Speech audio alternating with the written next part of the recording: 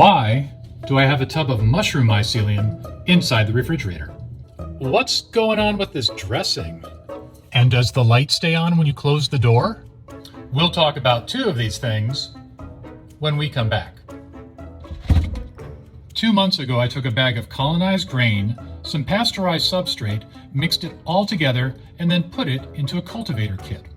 It's looked like this for the past 6 weeks. Mycelium ran everywhere, it's beautifully colonized, but then nothing.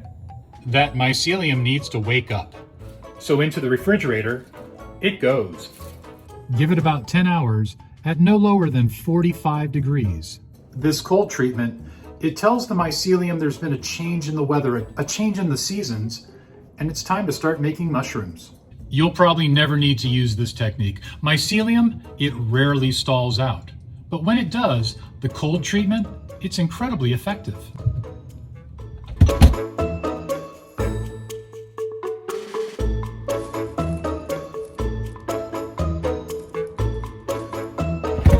Find us on the web at cultivatorclub.com, where we have kits, consults, and some amazing mushroom photography. Hit the link.